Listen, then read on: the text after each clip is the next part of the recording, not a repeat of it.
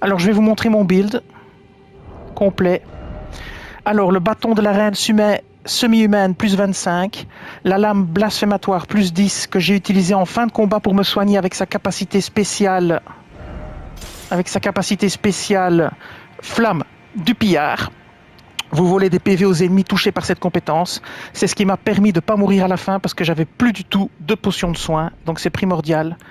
Alors le bouclier en cuivre plus 25, l'aume de la sentinelle de l'arbre, la tenue complète de sentinelle de l'arbre avec l'arsenal de la grande jarre pour pouvoir porter cet équipement très lourd et rester en charge moyenne pour pouvoir faire des bonnes roulades. Le talisman de l'amalgame sculpté pour augmenter les sorcelleries. L'autre talisman pareil pour augmenter les sorcelleries. Alors le talisman de pavois draconique pour améliorer prodigieusement la résistance aux dégâts physiques. Alors j'avais pris 7 fioles de l'arme pourpre et 7 de mana. Je vous conseille peut-être d'en mettre une de plus ici en soin, sauf si vous jouez mieux que moi.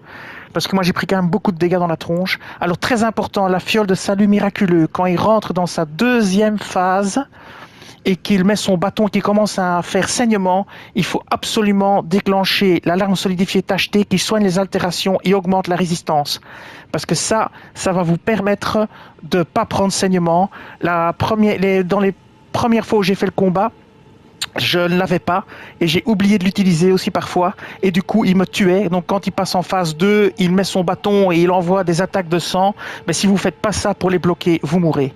Et alors pour la phase 1, vous pouvez utiliser les entraves de Mog pour le maintenir au sol et pouvoir facilement le taper. J'ai l'impression que ça ne marche qu'en phase 1. Alors après ça, je vais vous montrer les sorts magiques que j'ai utilisés. Alors j'ai utilisé les sorts magiques suivants.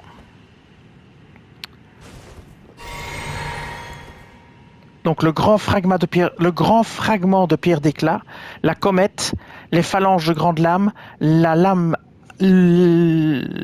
lunaire d'Adula, l'invocation vindicative, ça marche pas trop, les flammes spectrales explosives, j'ai pas utilisé, et le domaine magique en début de combat pour lancer des lunes de Rani. J'ai principalement utilisé des lunes de Rani avec le grand fragment, la comète. J'ai essayé les invocations vindicatives, ça n'avait pas l'air de trop faire effet, et voilà. Et alors j'ai utilisé l'alarme imitatrice en plus 10. Voilà. Ça c'est le build que j'ai utilisé pour vaincre Mog. Eh bien la vidéo va s'arrêter ici. Je vous dis merci et à bientôt.